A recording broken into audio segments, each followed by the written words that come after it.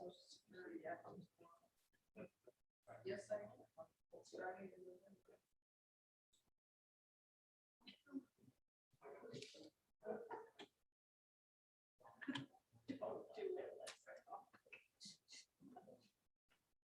do it. It's more of a series of grunts.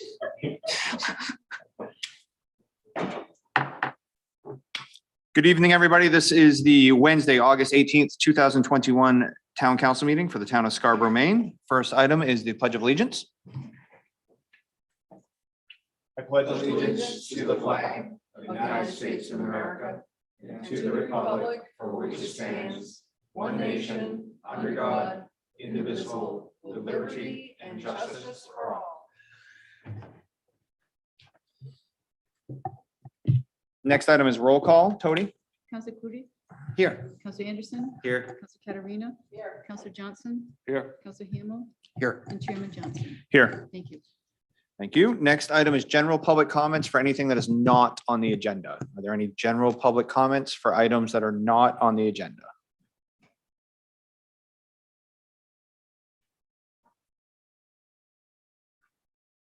Okay, seeing none. Item number 5 is the move to the, approval of the minutes of the July 21st, 2021 Town Council meeting. Do I have a motion? So moved. And a second? Good. Any discussion? No? Tony? Councilor Coody, Yes. Councilor Anderson, Yes. Councilor Katarina, Yes. Councilor Johnson, Yes. Councilor Hamel, Yes. and Chairman Johnson. Yes. Thank you. That was unanimous. Item number 6 is adjustments to the agenda. Item number 7 is treasurer's warrants. I signed those just before we went on air. Item number 8 is the town manager's report. Tom? Yes, thank you, Mr. Chairman. A couple of points just to point out. It's been a month since we've met as a group. The police chief search is still open. That position I did extend. It closes the second time, or really the third time, September 1. I do have 12 applicants. I believe we have a number of other appearing to be very qualified applicants that are in process of applying. So pleased with the quality this time and very hopeful of the process. As the council is aware, and hopefully members of the public are as well through our communications, we have set the tax rate for this year. I'm pleased to announce that the tax rate is set at $15.02 per thousand. And that equates to a 1.08% increase over last year. It's slightly better than what was expected at the time of budget approval, in part because of the application of additional GPA. Half went to lowering the tax rate. And the other portion that produced a lower tax rate is the assessor was estimating a $90 million increase in value, which ended up being a $118 million increase in value in the end. There are a number of very informative pieces the assessors put together that's applied to council. All of that's available on the town's website under the assessors page. And tax bills will be received as soon as Friday this week for some. Most of us will get them next week, I suspect. So pleased that we're concluded a very busy year. I think in a very good position, and actually did it earlier than we do normally. So we're a couple of weeks early. I did want to address the existence of that red algae that's appeared again on Pine Point Beach. I honestly thought we'd have some residents here speaking to the council. There's been some press coverage, to say the least, over the last week or so. I know Councilor Hamel has been talking to a number of residents and visitors, maybe on a daily basis. One of the pleasures of living at Pine Point, I suppose. But as the council is aware, and I just want to remind the public, we do and have for decades done weekly beach cleaning. In years past, we've sprinkled in a second cleaning, but we do clean Friday mornings. The theory there is to get ready for the weekend, obviously. That doesn't help the folks that are there, live there, or that are renting a house for the week. This year, it appears to be particularly bothersome. It's quite predictable. It always happens mid-July through August, essentially. And clearly it has something to do with the water temperature, given that kind of regularity. This year, and Councilor Hamel showed me a photo on his phone. It is, feet deep in places, depending on the tide. We do have some, rough weather coming up the East Coast. We'll see what that does. That could, be a godsend to us, but it could also work in reverse. We'll see if that Mother Nature might help us out. So I guess it comes as little or no solace, but we certainly acknowledge and commiserate with those that have to deal with the situation. I've got my brightest minds on it. There really is not a simple and certainly not a cost-effective solution to this problem. Essentially, we would need to be there on every tide to be able to stay ahead of it, and that's just not practical or financially possible at this point. So I know it's not great news, but I guess I just wanted to acknowledge that we certainly realize the condition and feel bad for that. I think I'd be remiss at this point to not touch on some of the COVID protocols that are seem to be changing daily. And we are still taking a deliberate approach, which I think is still the right approach. That's kind of how I've chosen to manage this throughout. The difference now is that previously, under the emergency declarations by the governor, there were clear directives that came, and I was really pleased with kind of the timing with which many of those mandates did come from the state. It appears we're now in this kind of recommended phase, and so that puts us in this a little more awkward situation. But certainly we're paying attention to what's happening around us in our state and around the country and the world. I continue to be comforted. I think we live in one of the safest places we could, frankly. Scarborough in particular has one of the highest vaccination rates. Those sorts of things, are part of the calculus for me. We have included new signage.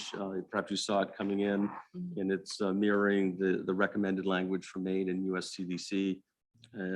Essentially, they're recommending face coverings for everyone indoors, regardless of vaccination status. And so that's the piece that's challenging. I can say anecdotally, probably half the residents that come in to do business here are masked voluntarily. I think I'm going to choose to start doing it personally, to send a message to staff and also to residents that it's certainly welcomed if you wish. But we may be finding ourselves needing to do something a little more specific. The other area I'd want to comment on is the governor did introduce a direct mandate on healthcare workers. And what's important about that to us is that all of our EMS staff, which essentially are all of our firefighters, and interestingly, our dispatch personnel are all subject to that mandate. And so we'll be meeting with various unions at their request to discuss this matter. It's still a bit uncertain as to what the consequence of non-compliance is, and we need some further guidance from the state, frankly. But we're going to take a proactive approach in this regard. I do have a bit of a concern with the dispatch unit, only because they are so small, and there are a number of folks that at this point are not vaccinated by their own choice for whatever reason. And should they not be in our employ, frankly, we'll be struggling to make that operation work. It's a 24-hour operation, and those folks are particularly hard to find, frankly. So we're hopeful that we're going to get some guidance and maybe some easing. One thing that we're hoping might come down as part of the conversation is if not vaccination, subjecting to a weekly test, and that might be a reasonable compromise for folks to take. So. I'll certainly keep you aware of that, but it's something we're paying very close attention to. Then there's a number of things, and I'll put in the housekeeping basket. Just to remind the council, at your next meeting on September 1, there will be a workshop. It's the Downs annual report out. That's something that the council's, I think, been quite interested in the past. The town has a component of that presentation as well, all of which is dictated through the credit enhancement agreement in terms of what is reported. Next week, the planning board and the transportation committee are going to have a joint workshop on Wednesday at 6 p.m. here in Chambers B. And it's for them to learn more about the Downs traffic movement permit. That's a matter that both bodies for their reasons are very interested to know more about. I mentioned it to the council and to the public. It will be certainly a public meeting and televised. But it's a subject that is going to ultimately get to the council, and it might be a good primer should you be interested in participating. And lastly, in the category of housekeeping, we do have I'll call it a park tour scheduled for next Tuesday. We're going to assemble up at the hub on Payne Road, the old House of Lights building, at 5:30. And we have about 30 sites that we would like to take you by. Many of them will be kind of a windshield tour. Other ones we'd like to get off and see part of it. So we're gonna have to stay focused to be able to get through that in a 2-hour period or so. And if need be, we can certainly schedule an additional one. But I think that's going to be a good opportunity to get a sense of the scope and the breadth of our facilities and some of the challenges that we face from a staffing point of view and a maintenance point of view, all of which help inform our capital needs as well. As a side note to that, we have started to work on the RFP for the park master plan. And I suspect by early mid-September, we'll be in a position to be looking for a consultant to assist in that regard. Lastly, Summerfest. We have deliberated as to whether or not we should be holding that. It will be held this Friday night, starting at 6 p.m. right down here in the athletic fields on the campus. There'll be music, food trucks, and fireworks. The design of the Summerfest this year was already scaled down. We'll have less vendors than we normally do. We're going to take extra precautions. It's outdoor, and we have high vaccination rates, and we expect it'll be a local crowd, relatively speaking. So we think we can accomplish that in a safe manner. And frankly, I think this community needs to get together as a community, and this is one of our few opportunities. Having said that, we've decided not to have our open house for the public safety building. That, of course, by design is indoor. We're over a year delayed in this and anxious to open the doors to the public. And I assure you we will, but we didn't think this was the right time to be doing it. So stay tuned on that. I assure you we'll do it when we think it's safe. Thank you, sir. I have a couple of quick follow-ups before I ask. Just because I learned something new, can you just discuss when we do take the red algae off the beach, what happens to it and then what we have to do with it? Yes, thank you. Yeah. It's something that's, for obvious reasons, not well understood.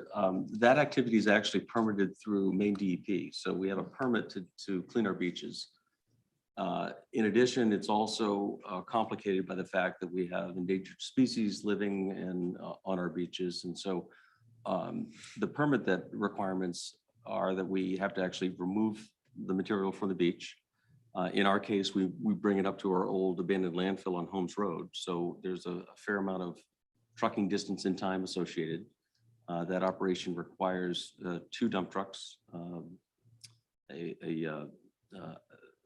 operator on the tractor which has the rake, a loader operator, and a spotter for piping plovers. So it's a 5-man operation. And it runs between 5 and 6.5 hours, depending on how much activity is there.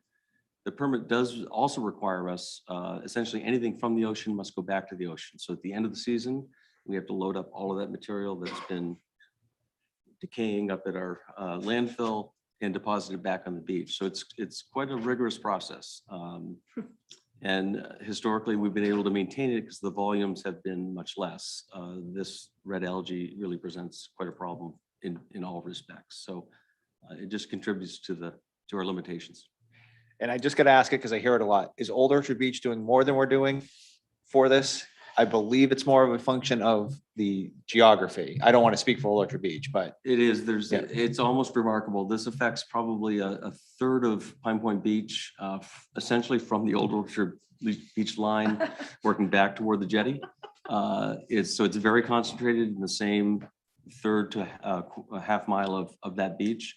We believe it has everything to do with the contours of the ocean bottom, and it somehow or other gets channeled up into that one spot. So Old Orchard pays great attention to the beaches, but thankfully they don't have to deal with this particular vexing problem. thank you. Switching subjects, and I'm putting you on the spot, so I apologize. Do you have a status update for the MOU for the traffic movement permit? Just because I think I neglected to ask you in leadership, and It really hasn't moved in the last couple of weeks. We intend to actually attach the traffic movement permit to it as an exhibit, Okay, and that's yeah. not been issued yet. But I think it's high time I kind of dust that off. I know I've shared a working draft with a number of you and received some input. It's also, I sent it to DOT. They're one of the signatories. They've sent it to the Attorney General's office. So I fear that it might get kind of lost in the shuffle. It's probably high time I get back in touch with them and just look at a status Okay. report. And then the first stop on the community service tour is Perks Beverage. Is that correct? That's what. All right, I have no other questions. Does anybody have any questions? Counselor Calucci? Well, I was just gonna, I'm glad you asked about Old Orchard, but have you sat down with them to see what they do? Because I know we had a bloom this year as well. And it was gone within maybe 4 or 5 days, but they scraped the beach and hauled it out. And they do rake more frequently. But, Yes. and then they're also, it's the same beach. So I don't know, if we don't have capacity, is there, opportunity to leverage some of those resources? I know Mike Shaw, and this is a public works operation paid for by community services, I should note, but Public Works actually performs the work. He works very closely with his colleagues at Old Orchard. And you're correct, if not daily, certainly several times a week, they do rake their beach.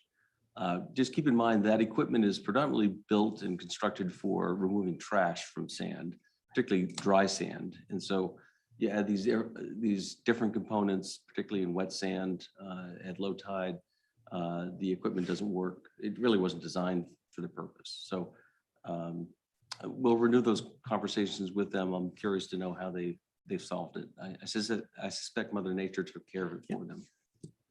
Thank you. Any others? Thank you, Mr. Hall. Appreciate it. We are now on to order number 21065. It's a 7 PM public hearing and the second reading on the proposed amendments to chapter 1018, the Town of Scarborough Marijuana Establishment Ordinance. And I think what I'll do is have Liam tee it up.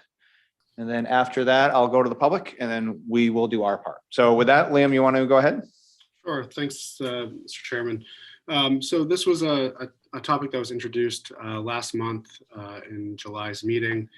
The changes we're proposing to the ordinance that came through the ordinance committee, I guess I could summarize in just a few bullet points.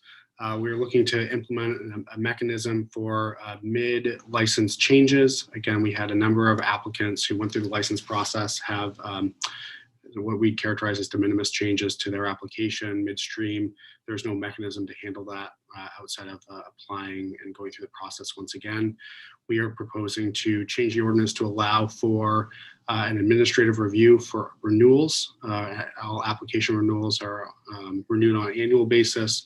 We would like to see the council implement a change where, as long as there's no substantive changes to the application, staff could simply review it and grant the license renewal.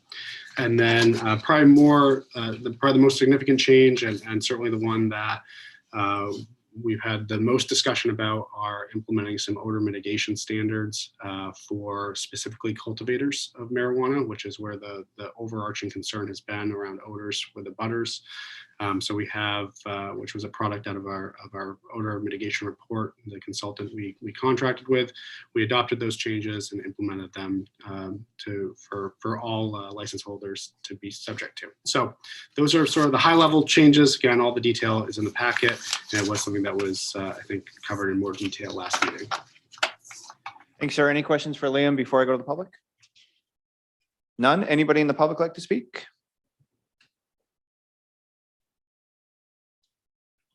Anybody here in front of me? None? I will go to Mr. Burke. You are up. Can you hear me? We can hear you. Yep. Just go ahead and state your Great. name and your address, Mr. Burke. Sure. My name is John Burke, 16 Forecaster Way. I appreciate you giving me the opportunity to speak this evening. As the council is aware, I sent a letter to you folks, I believe it was yesterday, outlining or in part supporting the changes that are being proposed, as well as outlining additional changes that you have seen probably on numerous occasions from me and maybe submitted by others in the last couple of years. I'm not going to go through this letter. I'm happy to answer any questions you have, though I do want to reiterate say one thing and then reiterate something. First, I want to say a thank you to Liam and his team. I think he's been nothing but professional and courteous. This has been a challenging year for everyone, including businesses, and for him and his staff to get this program moving along during a pandemic is impressive. So I really do appreciate that. A point that I want to reiterate, though, is the town licensing fees. I've had enough conversations with Liam about this. in the last few months, and I've had several conversations with the town council about it as well. But I think they're really problematic, and this is an excellent opportunity to fix it. And I've provided an example, or at least suggested changes for you to consider. But the example I provided about what a caregiver can do and then what we charge that caregiver, it's significant. And, you know, and from what I can tell, we don't do that to any other business in our community. And I was looking at a lot of the fees. So hopefully there's an opportunity tonight for the council to have a discussion, talk about this, and perhaps even make amended changes this evening to reduce the fees to reflect state law, and you know, give these businesses the same opportunities we give other businesses in our community. But other than that, happy to answer any questions you have. I appreciate the time. Thanks. Thanks, sir. I believe with that, I'm going to ask for a motion So moved. Second. and discussion. Counselor Johnson and Counselor Caterina. Yep, I want to thank Liam for all the work. As a reminder to everybody, the town had hired a outside consultant to assess Snow Canning Road, because that's where the main complaints were on the odor. And as a result of that study, we're implementing the recommendations, which I think are reasonable, rational, nothing out of the ordinary. So again, I want to thank Liam for that and definitely support this.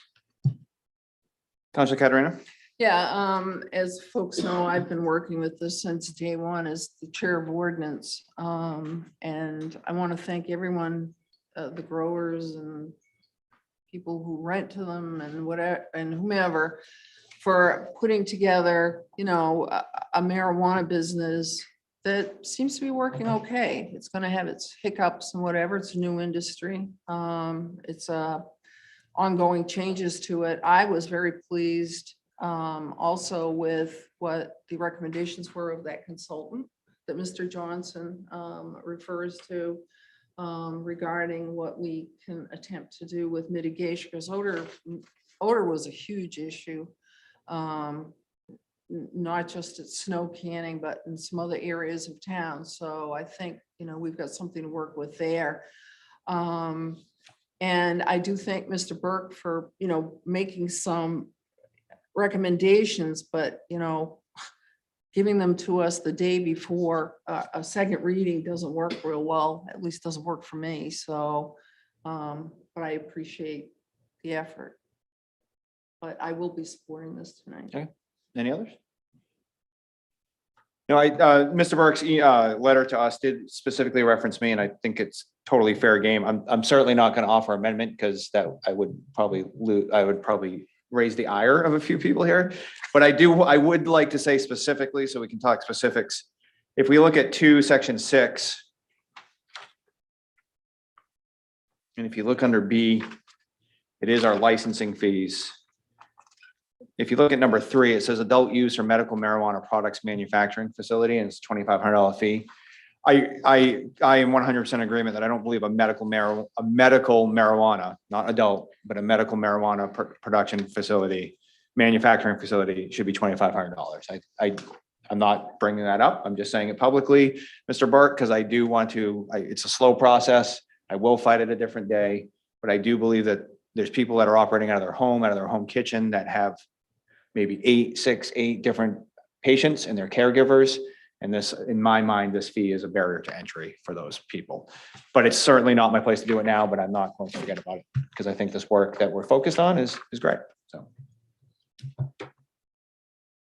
Anybody respond to me?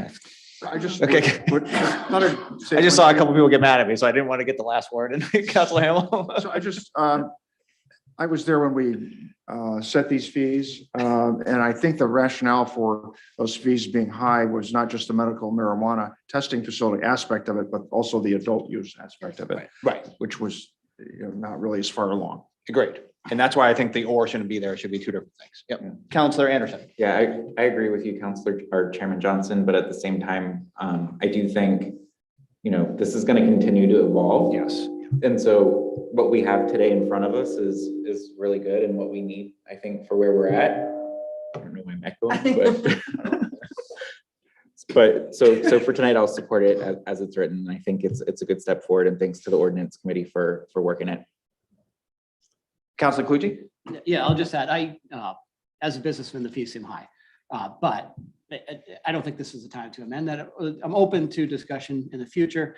I will say that, we hired a consultant. We've had an awful lot of staff time on this. We've had it on our agenda almost every meeting for a year. So I think this year the costs have been high, so they're probably justified, but I think with this, they'll become more efficient. We'll become more efficient, and I think there's some room to move in the future. Other than that, I'm happy that hopefully we won't have this on our agenda every meeting, because as important as it is, there's other things that are important too. So I'm thankful for the work that Ordinance and Liam has done to move this forward. See, I didn't blow that up. I was just throwing it out there to get the conversation going a little bit. Jean Marie? Yeah, and I know the state is still evolving on how they're gonna handle the differences between adult use and there's been some pretty hot battles up Yep, there. yep. So, yeah, leave this as it is for now. We can continue to work at it, but yeah, not every meeting. Tony, you want to call the vote? Counselor Clucci, Yes. Counselor Anderson, Yes. Counselor Katarina, Yes. Counselor Johnson, Yes. Counselor Hamel, Yes. and Chairman Johnson. Yes. Thank you. That was unanimous. Thank you. We're now on to order number 21066. It's a 7 PM public hearing and second reading on the proposed amendments to the chapter 303, the Town of Scarborough Personnel Ordinance, section 4501, holidays. Liam, you want to tell us what this is about? Sure. If you recall, again, this is another item that was introduced in July. President Biden did, through executive order, make Juneteenth a nationally recognized holiday. We're proposing to amend the personnel ordinance that reflects the holiday provisions of non-union staff to coincide with the 3 collective bargaining agreements that 2 have already been approved by this body. 1 is on the agenda later on this evening to recognize Juneteenth as an official holiday. Thank you, sir. Any members of the public like to speak? With that, I'll take a motion. So moved. Second. Discussion? Counselor Katarina? Yeah, I just wanted to thank Mr. Gallagher for taking this on so quickly. Frankly, and personally, I'm glad to see Juneteenth added as a federal holiday, so. That's it. Thank you. Any others? Tony? Counselor Clucci, Yes. Counselor Anderson, Yes. Counselor Katarina. Yes. Counselor Johnson, Yes. Counselor Hamel, Yes. and Chairman Johnson. Yes. Unanimous. Thank you. Thank you. Order number 21071 is a public hearing and action on the new request for food handler's license and liquor license from Wei Zhu DBA Oshia Japanese Restaurant and Bar located at 285 US Route 1. Jody, is everything in order for this? Any members of the public like to speak? Okay, with that, can I get a motion? So moved. Second. Discussion? No? Tony? Counselor Clucci, Yes. Counselor Anderson, Yes. Counselor Katarina, Yes. Counselor Johnson, Yes. Counselor Hamel, Yes. and Chairman Johnson. Yes. That's unanimous. Thank you. Thank you. Order number 21072 is the first reading and schedule a public hearing on and second reading. I believe they'll be on the same date on the order to issue up to $725,000 in bonds of the town to fund the cost of replacing a 1996 fire engine and to place the following question on the November 2nd, 2021 ballot, municipal ballot. And I quote, shall the order entitled, order authorizing issuance of up to $725,000 in bonds for the town to fund a replacement of the 1996 fire engine be approved. I'll tee this up. It's pretty simple. This was part of our capital improvement budget for our budget that was passed back in June. And this is a typical process where we then now vote to put it on the ballot. Ms. Hall, did you want to add to some of that? Or Chief Thurlow provided a memo in the packet. He's also here this evening, should there be any questions. perfect. Any members of the public like to speak? With that, can I get a motion? So moved. Second. Any discussion? None? Tony? Counselor Clucci, Yes. Counselor Anderson, Yes. Counselor Katarina, Yes. Counselor Johnson, Yes. Counselor Hamel, Yes. and Chairman Johnson. Yes.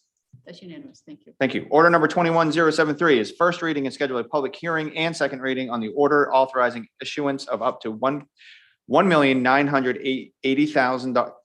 Hold on, I'm a math teacher. I can do this. $1,900,800 in bonds of the town to fund the cost of high school turf field and track replacement, and to place the following question on the November 2, 2021 municipal ballot. Shall the order be entitled, quote, order authorizing issuance of up to $1,900,800 in bonds of the town to fund the cost of a high school turf field and track replacement? And we have a special guest, the chair of the BOE, Miss April Seither, is going to actually give us an introduction. Is this on? Hi, guys. Thank you for allowing me to speak at your meeting. I wasn't prepared necessarily to tee this up.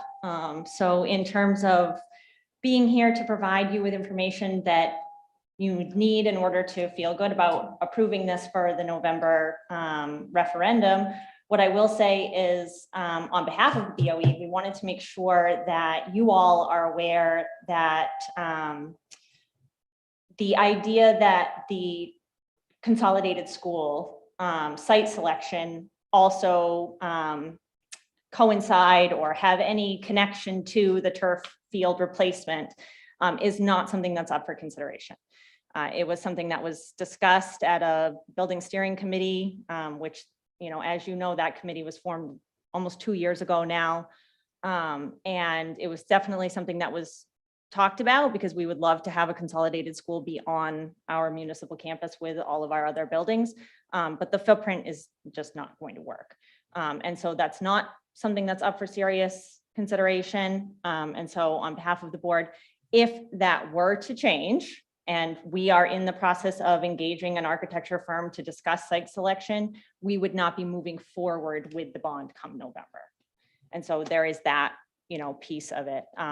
The other piece of it is, and I don't know how much you want me to say. Yeah, go ahead. I mean, you can read my email I sent out, or yeah. Yeah. Yeah. So there was additional discussion. There was additional discussion today between the chairman and myself and some members of the town council regarding the bond amount. And again, you know, we're in a little bit of an uncharted place because as a board and as a speaker for that body, the school board really doesn't have any place in the quote or in working with the contractor to develop or negotiate that quote. That would be something that school staff would do. And so it may be more appropriate for, you know, you through me to get that information for you. And I would be happy to do that. I did speak with the superintendent today and we are all on the same page that the turf track replacement project is something that needs to happen. We all are pushing for this November referendum, and whatever further information the council needs to feel good about that decision, we're happy to pull that forward and pull that out for you. And just so if you're at home, because it's filling in the blanks. Yep. We'd have second reading on September 1st. And I think one of the things I communicated out is April and I will work together with staff to make sure that we have a much more well-defined project. We went this exercise 2 years ago, but clearly it needs updating. So that's one of the things we'll scramble around for 2 weeks to define this as much as possible. Yes, so I can confirm that staff is engaging with a firm to just define the scope of work and to begin those negotiations. And so, you know, as soon as we have that number, that's certainly something that we can provide for the council. That being said, we know that we cannot exceed $1,900,800 because that's already been approved as part of the FY21 operating budget. You said the number a lot better than I did. Good. Are there any questions for April while she's up there? Since she's up there? None? Okay, thank you Great. very much. Appreciate it. Thank you, guys. Any members of the public like to speak to this? Okay, with that, I'll take a motion. So moved. Second. Discussion? Councilor Hamel, then Councilor Caterina. Yeah, I think part of the challenge here is that this thing's had a long tail, you know, goes back a couple of years, and we've been following the bouncing ball in terms of various versions of this in terms of scope as well as pricing. and various steps along the way. So I think that was sort of was a bit of a reaction to seeing the number and seeing 1.9, and not everybody's a close follower of all of the deliberations that took place to put the budget together this year. So I think that's the reason for why there were a flurry of questions leading up to the meeting, but we have time to sort that all out. I've gone back and read all the materials available on this. They're pretty clear. And, I think the storyline makes sense. And I think people accept that this is a longstanding, well-established need that we need to finally fish or cut bait. So I know we're not proposing a fishing pool or anything there, but a bad choice of metaphor, but we will get through this and decide what should go on the ballot. But I think, as with anything, that there's a feeling that in this year, where there's so much stimulus money and there's so many unmet needs that we very quickly put back in place, we want to make sure we're still being careful with how we spend money, and if there's a way for us to do a good job of negotiating a price that's going to work for us, in spite of all the things that have happened since COVID, like increases in labor costs and materials and those kinds of things. That we want to be really careful, smart with the shekels, that kind of thing. So appreciate the input in the background, very helpful from April and the BOE. Look forward to leading up to the next meeting on September 1st. Thanks, sir. Councilor Caterina? Yeah, what can I say? I've sat through the whole past with this. I supported it a couple of years ago when it was a heck of a lot less expensive. That's a perfect example to me of why, when something needs to be done, you need to do it sooner rather than later, because it will cost more in the future value of money. And this needs to be done. I do look forward to a firmer look at what we're going to be doing here, but yeah, I'm just shaking my head going, oh boy, we could have done this a couple of years ago, and penny wise, pound foolish, but there you go. That's it. Yep. Any others? Councilor Johnson? Yeah, I support this because I walk through the complex when it's dark with my dog to get to the tennis courts. And I just outed myself. But I can see it's in really bad shape. And you can't tell that when you drive by the road. You look over, it actually looks good. So, and I've heard people say, why replace it? It looks great. We're doing that. Now, if you walked on it, you would see, I'm actually surprised, shocked at the condition of it. So a question for you, Mr. Chair, because the motion is in front of us for 1.98, and let's say as a result of the exercise that comes in below, do we just amend the order at the second reading? I believe that's what we would do. Yep. Okay. Yep. This is a ceiling, and that ceiling could get lower if they come in and say, hey, it's 175, we could amend it on September 1st. And I think that's part of the exercise we're trying to do here too. So, yep. Councilor Clucci and then Councilor Anderson.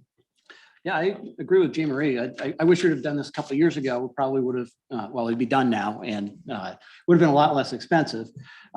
There's definitely a need there, so I fully support this. I think the outstanding questions for me is, what's the scope of work? I know that we beat Todd up a couple of years ago to try to drive down the costs, and he had some good things in there that he pulled out. I'd like to just understand what that is. And I will say, I don't know if 1.9 is going to be enough. I'd like to understand that. And if it's not, I do believe we have some tools that we could modify it upwards, if necessary. So I'd like to understand from the experts what that number is.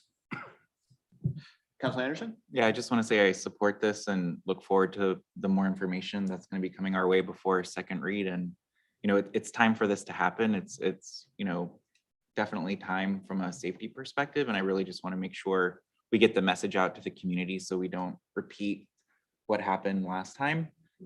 Hopefully people will understand the importance now. And we just need to make sure we partner with the school board and support any communications efforts around this specific bond to make sure that we're getting the word out for the community. Yeah, I think primarily it'll be a good education. I know you have to write a leader an article for the Scarborough Leader, right? Right. And so, it's a good communication tool. I will say I'm on the finance committee at Shellfish High School. I'm bound by NDAs, but this is certainly in line with, we are looking to do the exact same thing. Obviously the nuances are small, different. But the magnitude of numbers with the draw that's getting done, none of this surprises me. And we've been talking about it for 2 years, and we literally had the same exact conversation at the finance committee level for Shellfish High School. So none of this surprises me, but clearly having more detailed analysis, or at least I should say detailed on scope of work, will help all of us communicate it appropriately. Yeah. I know 2 years ago, we were fighting the narrative that it was the vandalism that actually caused this, and they weren't related. And that was tough. That was bad luck. So nobody go out and do donuts on the field until after November. Ever. Don't do donuts on the field ever. Tony? Counselor Pucci? Yes. Counselor Anderson? Yes. Counselor Katarina? Yes. Counselor Johnson? Yes. Counselor Hamel? Yes. And Chairman Johnson? Yes. That was unanimous. Thank you. Thank you. Order number 20. Thank you, April, for showing up. We appreciate it. Order number 21075 is the act on the request to ratify the collective bargaining agreement between the town of Scarborough and the Scarborough Police Benevolent Association. It says town manager, but I believe, Liam, I'm going to let you tee it up. Yeah, thank you, Mr. Chairman. Just a point of order.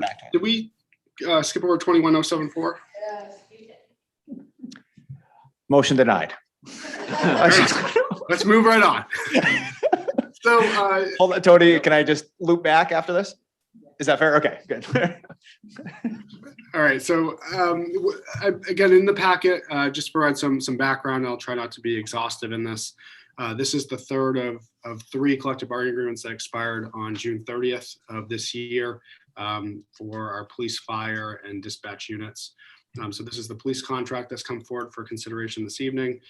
Just to hit some of the high points, and if you recall, we had one main management objective, which was a goal that was drafted and created by the Appointments Negotiations Committee in tandem with staff to really move towards what we've characterized as a reality-based COLA for all 3 of our collective bargaining agreements to really mirror the wage escalators reflected in our non-union personnel ordinance.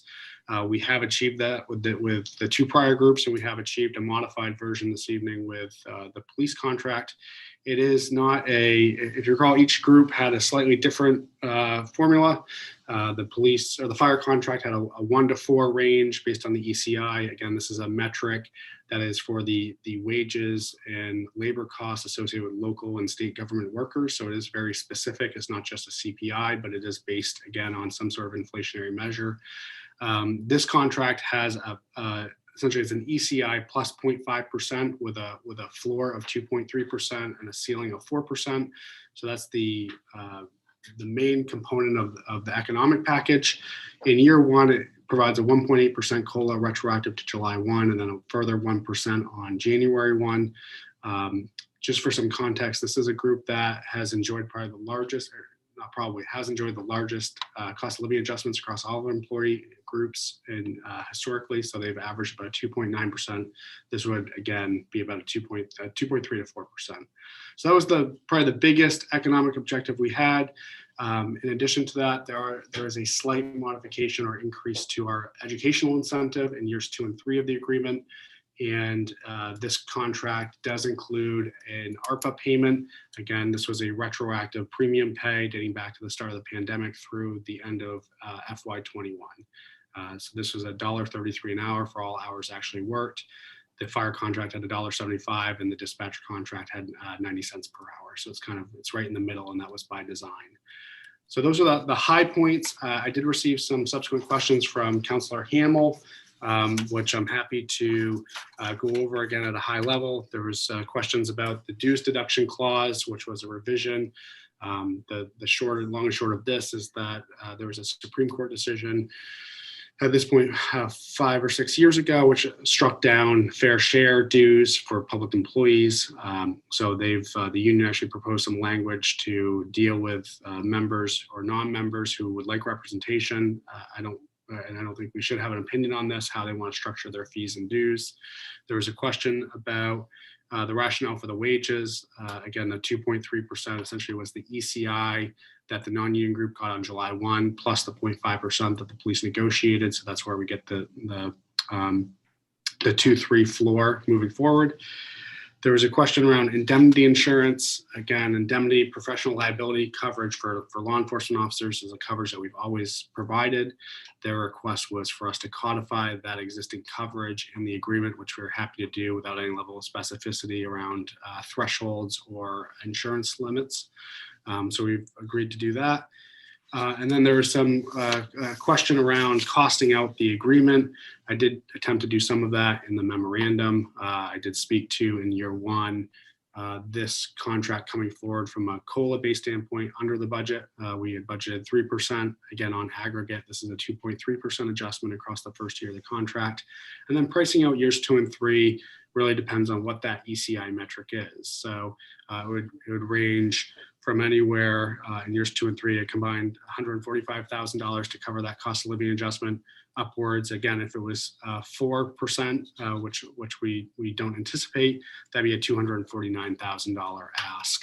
So it's quite a large range. Again, we expect at this point in time for that to be on the lower end if the ECI is continuing on its current path.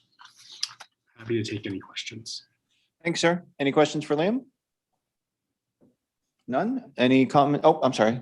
Mr. No Hamel? question, but just a comment, if I may, and this is kind of wraps up, the three primary existing collective bargaining agreements for our employees. We have a fourth that's open with the new maintenance unit with the Teamsters. But these, all in, these settlements taken together are fair, competitive, and also economical for the town. And we would expect that would be hopefully a pattern that will help us in our continuing discussions with our newest bargaining unit, the maintenance workers under the Teamsters. So great work by Liam and staff, and really pleased in particular about switching to the Bureau of Labor Statistics Employment Cost Index, which is tends to trend lower than the CPI. So that's good news for everybody, really. Thanks. Thank you. Any comments from the public before we put on the floor, excuse me? No? Do I have a motion? So moved. Second. Discussion? Councilor Johnson? Yeah, just, Don and I are on the Appointments and Negotiation Committee. So we followed this process as it went through. And really, if you think of all the moving pieces with 3 different bargaining units, that Liam masterfully got some good synergy in with it, level setting a lot of folks and everything. It's really something. You're a master. It just goes, and it just goes to show when everybody plays nice and they feel that they're treated fairly, that you can reach an agreement. So thank you, Liam. And yeah, I'll support this. Any others? No? Tony? Counselor Clucci? Yes. Counselor Anderson? Yes. Counselor Katarina? Yes. Counselor Johnson? Yes. Counselor Hamel? Yes. Chairman Johnson? Yes. Unanimous. Thank you. We're now going to go backwards one. My apologies. We're going to do order number 21074, which is the act on the request of the chair of the Ad hoc Downtown Development Committee to extend their deadline for the final report to the council to September 14th, 2021. Mr. Anderson or Mr. Clucci, do you want to tee it up? It's as simple as it sounds, but go ahead. Yeah, the Downs had some outside consultants come in that kind of deferred this a little bit, that really kind of put together a really great concept that the team is now really running with. And I think that's been part of the delay. But again, they're working hard over the next couple meetings to really get specific recommendations, specifically for the council to consider around things like ordinances. That is just going to take a little bit more time for them to dig into. I would encourage probably over the next couple meetings that the council try and watch them online, because there is a lot of good discussion around things like housing, potential things that are really going to impact decisions we might have to make in the future, or things we might need to consider. So I think now's the time, if you haven't been able to follow and watch, that you might want to just check in and hear what's coming our way when that recommendation comes in. I have a quick question for, is this long enough? I mean, this is only. I think it's long enough. Okay. I think so. You think this is reasonable? The conceptual framework, I think, took the longest time, and now we have that, and now it's just kind of the nuts and bolts. And I think over the next few meetings, they should be able to get there. That's my perspective. I don't know, Counselor Pucci, if you. Well, one of the things they're talking about as well is what happens when they disband. Is there another body or group that should be sort of a liaison? So Yeah. that's one of the things they're trying to work into their recommendations. Okay, that makes sense. All right. I'll take that as a motion. Is there a second? Second, Any discussion? None? Tony? Counselor Calucci? Yes. Counselor Anderson? Yes. Counselor Katarina? yes. Counselor Johnson? Yes. Counselor Hannah? Yes. And Chairman Johnson? Yes. That's unanimous. Thank you. Thank you. Order, now I'm going to go to order number 21076. It's an act on the request for the Sustainability Committee to approve the agreement with EcoMaine and authorize the town manager to any and all documents related to the agreement. I'll let Tom give us a brief intro, and then I believe we will put it on the floor. And I know Mr. Hamel is going to ask to table this until the next meeting. So just, I'll telegraph what's happening. That way it's easy for everybody. But I do think it's worth Tom just giving us a quick intro anyways for the public and for us, and then we'll proceed. Yeah, I beg your pardon. I have staff that's far more educated on these matters than myself. We can wait then. Well, Yep. I think I can give it a broad brush. Very but broad and very But quick. knowing there were some lingering questions and this matter will likely be tabled tonight, I had them stand down. They're actually working on the answers as we speak. Essentially, the EcoMaine solar project, and we are a member community of EcoMaine, incidentally, it really is coincidentally, I should say. There's a business opportunity afforded us. There'll be obviously electricity produced as a part of this utility scale solar project on the closed landfill. And we're interested in purchasing that. And so what's in front of us this evening is actually a power purchase agreement with the operator of that utility scale solar project. Again, it just coincidentally sits on EcoMaine property in Scarborough, and we're a member community, but anyone can I suppose, be a customer and buy that power. It does produce, at least in the early years, about 20% savings on electricity costs. So there's a strong business case for this. But we're pleased to spend a little more time, dig a little deeper, and provide those answers for your next meeting. Okay, thank you. I'll take a motion, So moved. Second. and Don, I'll just toss it to you because I think it's probably cleanest to just make the motion on the table. So So the motion. just motion a table will be, Okay, motion to table, fine, all right? Second, Until when? until September 1st. okay. Is there a second? Second. Thank you. Perfect. Tony? Yes. Counselor Calucci? Yes. Counselor Anderson? Yes. Counselor Katarina? Yes. Counselor Johnson? Yes. Counselor Hamel? Yes. And Chairman Johnson? Yes. That's unanimous. Thank you. Thank you. Item number 9 is a non-action item. It is the charter revision timeline. Tom, am I doing this? Are you doing this or me? Please. Okay. Don, you want to do this? No, so it's really a quick update. Essentially, at the last meeting, I believe it was the last meeting, right? I believe it was the meeting I was remote. The last meeting, the tremendous amount of work by the charter committee was submitted to us. Yes. And at first cursory glance and first and second read through, it is phenomenal. But really the town charter is, I like to call it, is equivalent to our constitution. So it's not a small decision. And as you can tell with these bond orders, we're in this position where we would have had to, it is now in our house to talk about it ourselves and workshop it and suggest our own edits.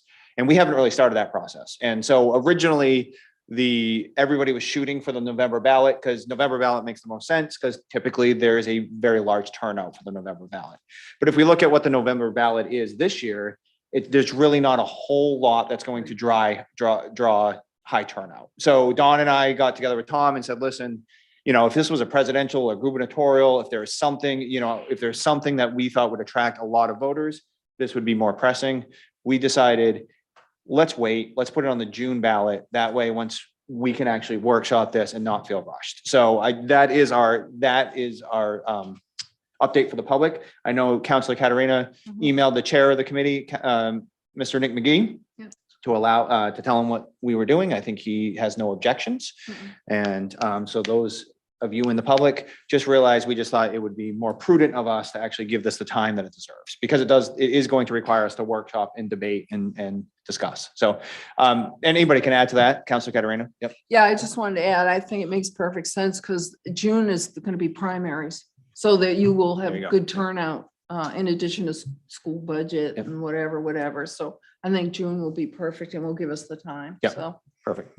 Good. So that's on a non-action item. It's just on there for educational purposes. Item number 10 is standing in special committee and liaison reports. Please raise your hand if you have some. Counselor Katarina, then Counselor Hamel. yeah, ordinance will meet tomorrow, at 4 o'clock here. We will be live for the members of the committee. Obviously, people can tune in via YouTube. There's only one agenda item per se that's going to have work done on it, and that's performance standards for utility scale solar. So if you have any interest in that topic, please review the agenda that's posted online.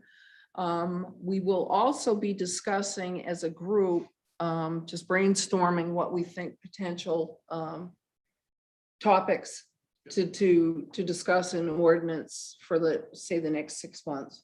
We will discuss that tomorrow. So that would be more a free flowing type of thing, with a little pad of paper and the whole 9 yards. So tune in if you're interested in what's going on in ordinance. Thank you. Counselor Hamel. Yeah, a couple updates. We had a joint committee meeting of the Shellfish and Coastal Waters and Harbor Committee a week ago Tuesday. These are hard to pull off in normal times, especially in the summer when there are double tides, but people, we did have a quorum for the combined committee. We have been struggling with trying to get quorum for the committees, the separate committees to meet. And in spite of a long discussion, the group unanimously has no desire to combine the committees. There's zero interest from those two committees. So we're pleased to report that notwithstanding, we are going to come back on a couple of issues. We're going to come back with some ideas from staff on how to improve attendance so that we can get consistent quorums, in each of the committee meetings. The other things we talked about were the Shellfish Committee is a statutory committee. They're actually Shellfish Conservation Committee is their name, and they're charged by the state to do several things. One is to set the number of licenses every year, or at least to recommend it to the council. The other is to conduct conservation activities, and those include things like crab kills for green crabs and crab trap, setting crab traps, and also. And these are also open for volunteers if you're looking for something to do in an evening sometime. And the other one is actually conducting surveys. There was a strong consensus that they're really questioning the value of the surveys. They're supposed to provide data for them to make recommendations to the council about the number of licenses every year. So they're going to be coming back with some other recommendations. There was someone who just joined the committee, Darren Granada, who is on the state Harbor Masters Committee. So he's going to connect with somebody in the state and come back with some suggestions on what we might do to fulfill or rejuvenate that particular activity. That was essentially it. The only other thing I would say is maybe surprising to you, but this group also, both of the joint committees, both individual committees, adopted the remote meetings policy. So they thought that was worthwhile. You wouldn't guess that they would be popular, but they liked having the option of being able to do that. So pleased to report that. The final thing I'd say is we're meeting again a regular session for the appointments committee, first Monday of September, or probably second Monday of September if it's Labor Day. Anybody else? Counselor Clucci? Yeah, thank you. We're going to have a finance committee meeting / workshop on the 25th at 4. The primary focus is going to be to talk about TIFs and understand them, given that we're no longer a minimum receiver. There's some nuanced calculations. We have a presenter from Bernstein Sure, Shauna Mueller, who's an attorney who's worked with us for some time, has prepared a presentation, is going to go through it. We're also going to start talking about fiscal policies. We had a rare opportunity this year where the state gave us more money for schools than we had budgeted. And we put an order in the budget in anticipation of that allowed some of that money to improve the tax rate and some of it to be tucked away for future capital projects.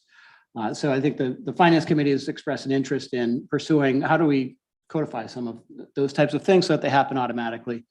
Just going to be a discussion. Hopefully that will lead to some future policy work. And then the council approved the bond order at the July meeting. I was able to sit in on the ratings calls, which was a unique experience and interesting for me. Both rating agencies maintained our current rating, and those documents are on the finance website. Top of my head, one of the strengths that they pointed to was our management and our conservative budget. And one of the areas for improvement related to our reserves. Some peer communities have significantly more available fund balance than we do. So that I think parlays well with our next meeting. That's it. That's all I have. Councilor Caterina? I'm sorry, when I spoke before, I forgot. I met yesterday with the Maine Municipal Housing, that special housing committee that's going to advise Maine Municipal on the Speaker's Housing Committee for the legislature. It was a very productive meeting. We went for 2 hours. There were about 15 people on the committee, planners, a couple city managers. I think I was the only town councilor, but no, I take that back. There was 1 or 2 select people from around the state, but it'll be a good discussion on what should the state be doing, not just for affordable housing, but workforce housing. And it came up several times that we need to help people understand the difference between those two things, and how one is a social safety net, that's your affordable housing, whereas workforce housing is an economic development issue. So stay tuned. I will be asking for someone to sit in for me on September 7th at 9 in the morning. I've got another appointment I can't get out of, but I really want Scarborough at the table. So, you can talk to me later if you're interested in helping out with that. Thanks.